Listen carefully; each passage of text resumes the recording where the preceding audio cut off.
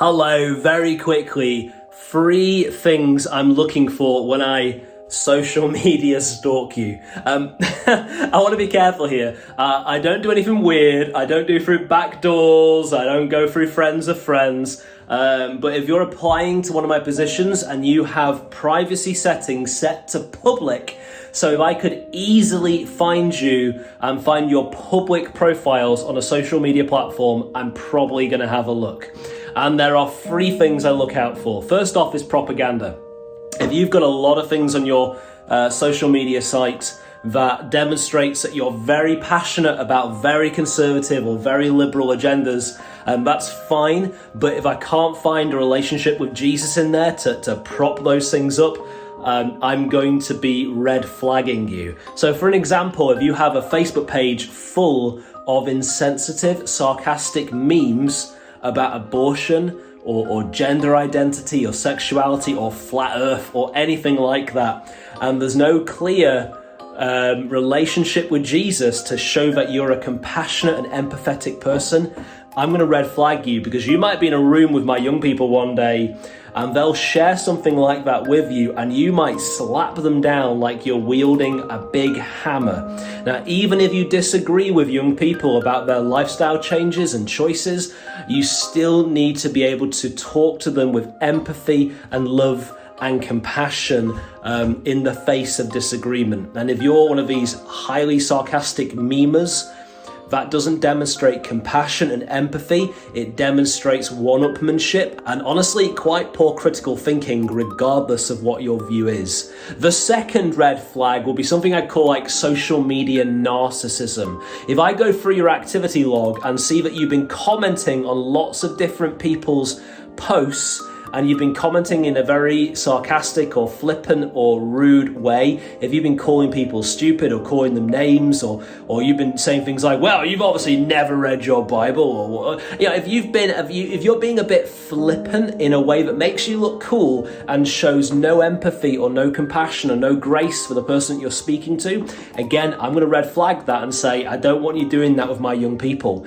Again, even if you disagree, that's fine. I want you to disagree with lifestyle choices that you think are not healthy, or theology that's not healthy, but do it in a loving, compassionate and a credible way. But if you're one of these people that relies on the anonymous nature of your keyboard, and I don't really know these people, and you don't really treat them as human in a loving, compassionate, spirit-filled, fruit of the spirit evidence kind of way, I'm going to flag it.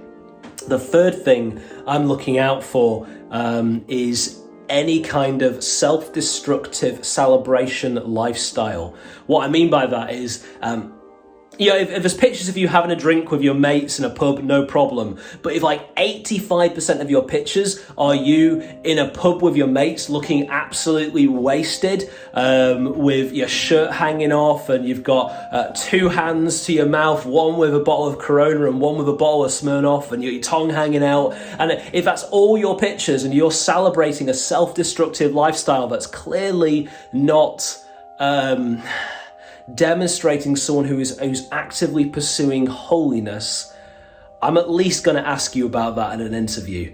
We need people to walk the walk, not just talk the talk. So that's some of the things I look for if I quote unquote social media stalk you. And hopefully I'm not actually stalking you. I like to see what people's online personas are if I can, because it's rare there's that much of a disconnect when people are in the room with who they perceive as vulnerable.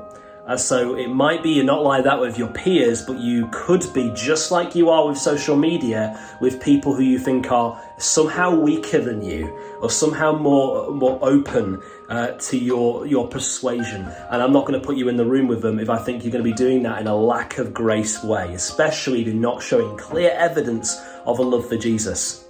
I mean, for me, especially that first and second one, the propaganda and the narcissism, for me, it would be that your social media presence demonstrates that you're the type of Christian that's known for what you're against rather than who you are for. And so that's what I'd be looking out for. And of course, this is just particularly for me because my ministry is heavily reliant on people who know how to be active listeners and very present to vulnerable young people and people who want to demonstrate and share the gospel with them through their lifestyle as well as through what they say.